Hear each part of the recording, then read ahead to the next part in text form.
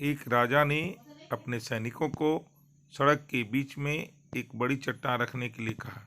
चट्टान को बीच सड़क में रखकर राजा ने अपने सैनिकों को छुपकर उस चट्टान पर नजर रखने के लिए कहा कि देखना उस चट्टान को रास्ते से कौन हटाता है।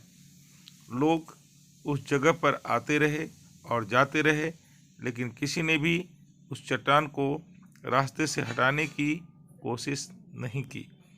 उस चट्टान के पास से लोगों के गुजरने वालों में राजा के कुछ करीबी लोग और शहर के बड़े व्यापारी भी शामिल थे, और उनमें से क्या कुछ लोग तो राजा को ही कोसने लगते कि क्या राजा इस चट्टान को भी रास्ते से हटा नहीं सकता।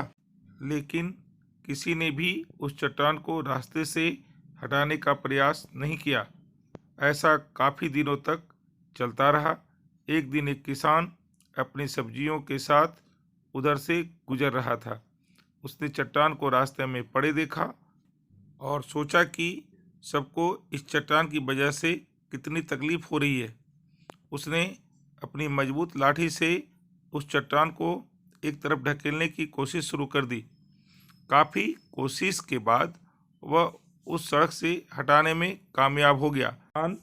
रास्ते से हटाने के बाद किसान अपनी सब्जियों को उठाकर जाने ही वाला था कि अचानक उसकी नज़र एक पोटली पर गई, जो ठीक उसी जगह पड़ी थी जहां से उसने वह चट्टान हटाए थे।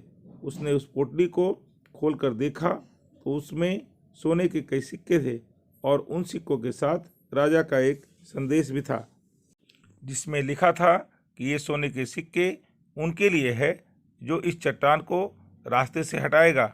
दोस्तों, बिल्कुल ठीक इसी तरह से हम सब लाइफ में भी कई परेशानियां आती हैं।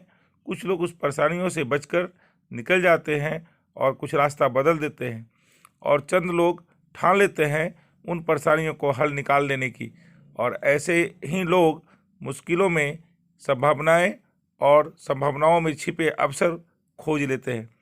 मजबूत इरादे और नेक दिल के साथ किए गए कोशिश के परिणाम हमेशा ही अच्छे होते हैं।